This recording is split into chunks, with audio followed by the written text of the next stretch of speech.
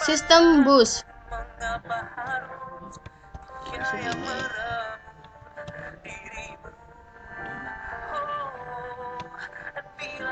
Struktur interkoneksi.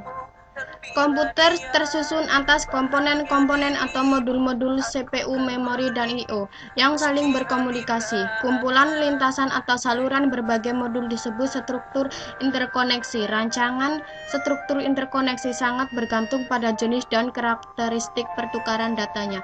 Dari jenis pertukaran data yang diperlukan modul-modul komputer, maka struktur interkoneksi harus mendukung perpindahan data berikut.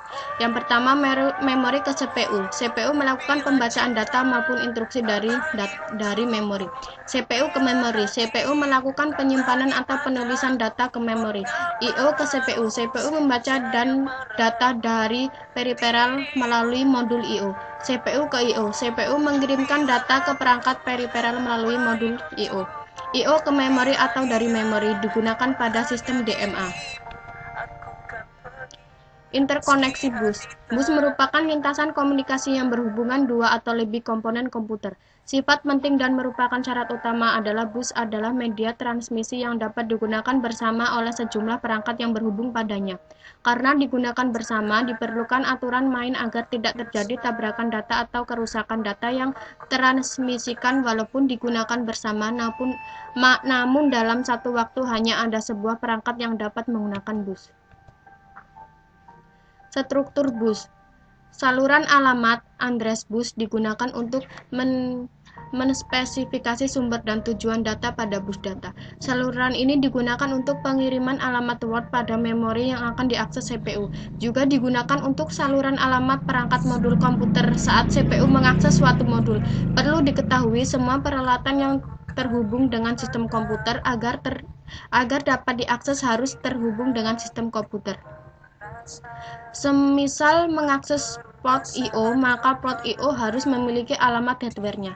Saluran kontrol atau kontrol bus digunakan untuk mengontrol bus data, bus alamat, dan saluran modul yang ada. Karena bus data dan bus alamat digunakan oleh semua komponen, maka diperlukan suatu mekanisme kerja yang dikontrol melalui bus kontrol ini. Sinyal-sinyal kontrol terdiri atas sinyal pewaktuan dan sinyal-sinyal perintah. Sinyal pewaktuan menandakan validalitas data dan alamat, sedangkan sinyal perintah berfungsi pembentukan suatu operasi. Hierarki multiple bus. Bila terlalu banyak modul atau perangkat dihubungkan pada bus, maka akan terjadi penurunan kinerja yang disebabkan oleh semakin besar delay propagasi untuk mengorganisasikan penggunaan bus. Antrian penggunaan bus semakin panjang, dimungkinkan habisnya kapasitas transfer bus sehingga memperlambat data. Keuntungan hierarki bus jamak kinerja tinggi adalah bus kecepatan tinggi lebih terintegrasi dengan prosesor.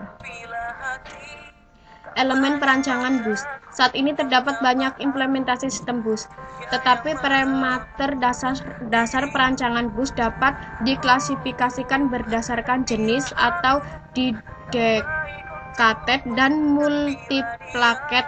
Metode arbitrasi,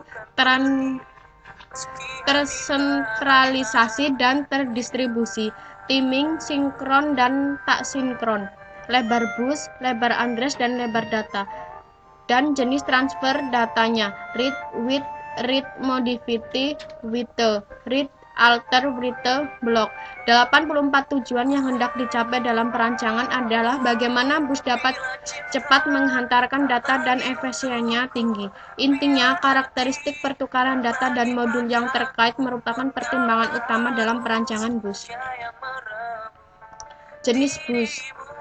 Berdasarkan jenis busnya dibedakan menjadi bus yang khusus menyalurkan data tertentu, misalnya paket data saja atau alamat saja. Jenis ini tersebut dedicated bus, namun apabila bus dilakukan informasi yang berbeda baik data, alamat maupun sinyal kontrol dengan metode multiplex data, maka bus ini disebut multiplexed bus. Keuntungan multiplexed bus adalah hanya memerlukan saluran sedikit sehingga dapat menghemat tempat. Namun kerugiannya adalah kecepatan transfer data menurun dan diperlakukan mekanisme yang kompleks untuk mengurangi data yang telah dimultiplex. Saat ini yang umum bus didedikasikan untuk 3 macam, yaitu bus data, bus alamat, dan bus kontrol. Metode arbitrasi. Terdapat 2 macam metode arbitrasi, yaitu tersentral dan terdistribusi. Pada metode tersentral diperlukan pengontrol bus sentral atau arbiter yang bertugas mengatur penggunaan bus oleh modul. Arbiter bisa suatu modul atau sebagian fungsi CPU, sedangkan dalam metode terdistribusi setiap modul memiliki logika pengontrol akses atau access control logic yang berfungsi mengatur pertukaran data melalui bus. Kedua metode arbitrasi intinya menugaskan suatu perangkat, bisa modul I/O ataupun CPU, bertindak sebagai master kontrol pertukaran. Timing. Metode pewaktuan sinkron terjadi event pada bus ditentukan oleh sebuah pewaktu atau clock. Sebuah transmisi 1-0 disebut siklus waktu atau siklus bus dan menentukan besarnya slot waktu. Semua perangkat modul pada bus dapat membaca atau mengetahui siklus clock. Biasanya suatu siklus untuk satu event. Modul ini mudah diimplementasikan dan cepat namun kurang fleksibel, menangani peralatan yang beda kecepatan operasinya. Biasanya digunakan untuk modul-modul tertentu yang sudah jelas karakteristiknya. Lebar bus. Lebar bus sangat mempengaruhi kinerja sistem komputer. Semakin lebar bus, maka semakin besar data yang dapat ditransfer sekali waktu. Semakin besar bus alamat, akan semakin banyak rank lokasi yang dapat direfreshingkan. Jenis transfer data. Dalam sistem komputer, operasi transfer data adalah pertukaran data antar modul sebagai tindak lanjut atau pendukung operasi yang sedang dilakukan. Saat operasi baca atau read, terjadi pengambilan data dari memori ke CPU. Begitu jika sebaliknya, pada operasi penulisan maupun operasi-operasi kombinasi, bus harus mampu menyediakan layanan saluran bagi semua operasi komputer. Contoh bus. Banyak perusahaan yang mengembangkan bus-bus antarmuka terutama untuk perangkat periferal. Di antara jenis bus yang beredar di pasaran saat ini adalah PCI, ISA, USB, SCSI, Futurabus Plus, Firewire, dan lain-lain. Semua memiliki keunggulan, kelemahan, harga, dan teknologi yang berbeda sehingga akan mempengaruhi jenis-jenis penggunaannya. Bus ISA. Bus ISA industri standar arsitektur yang pada dasarnya adalah bus 88 PC atau AT yang berprofesi pada 833 MHz. Keuntungannya adalah bahwa pendekatan ini tetap mempertahankan kompatibilitas dengan mesin-mesin dan kartu-kartu yang ada. Pendekatan ini juga didasarkan pada sebuah bus yang telah dilisensikan secara bebas oleh IBM kepada banyak perusahaan dalam rangka untuk menjamin bahwa sebanyak mungkin pihak ketiga dapat memproduksi kartu-kartu untuk PC pertama. Sesuatu yang kembali menghantui IBM setelah PC yang berbasiskan Intel masih menggunakan bus jenis ini, meski biasanya juga disertai dengan satu atau lebih bus lain.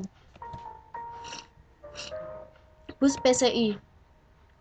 Peripheral Component Interconnect atau PCI adalah bus yang tidak tergantung prosesor dan berfungsi sebagai bus mezanin atau bus peripheral. PCI memiliki kinerja tinggi untuk sistem I/O berkecepatan tinggi seperti video, adaptor, NIC, disk controller, sound card, dan lain-lain. Standar PCI adalah 64 saluran data pada kecepatan 33 MHz. Laju transfer data 264 MB per detik atau 2,112 Gbps. Keunggulan PCI tidak hanya pada kecepatannya saja, tapi murah dengan keping atau sedikit.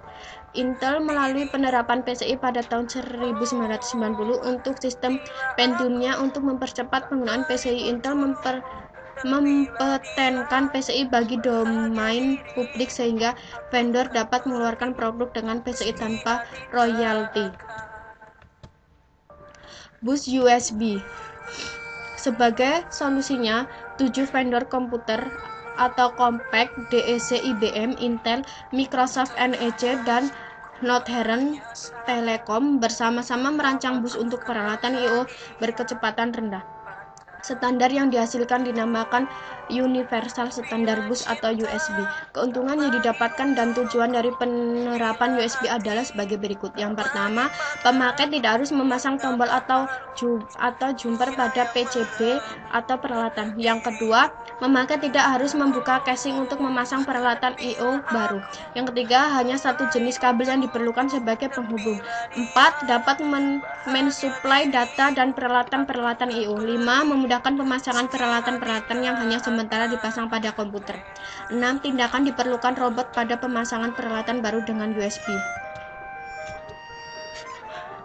Bus SCSI, Small Computer System Interface atau SCSI, adalah perangkat peripheral eksternal yang dipopulerkan oleh Macintosh pada tahun 1984. SCSI merupakan interface standar untuk drive CD-ROM, peralatan audio, hard disk, dan seperangkat penyimpanan eksternal berukuran besar. SCSI menggunakan interface paralel dengan 8,16 atau 32 saluran data. Terdapat beberapa macam versi SCSI. SCSI sampai 1 dibuat tahun 1980, memiliki 8 saluran data dan beroperasi pada kecepatan 5 MHz. Versi ini memungkinkan sampai 7 perangkat dihubungkan secara daisy chain. SCSI 2 diperkenalkan tahun 1992 dengan spesifikasi 16 atau 32 saluran data pada kecepatan 10 MHz. SCSI 3 yang mendukung kecepatan yang lebih tinggi sampai saat ini masih dalam tahap penelitian. Bus P1394 Firewire. Semakin pesatnya kebutuhan bus I/O berkecepatan tinggi dan semakin cepatnya prosesor saat ini yang mencapai 1 GHz, maka perlu diimbangi dengan bus berkecepatan tinggi juga. Bus SCSI dan PCI tidak dapat mencakupi kebutuhan saat ini, sehingga dikembangkan bus performance tinggi yang dikenal dengan Firewire P1394 standar IEEE.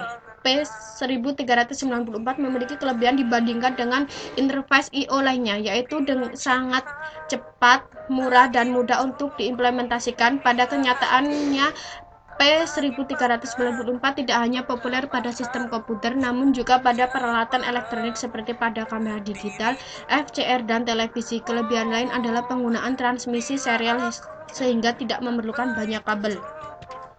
Terima kasih.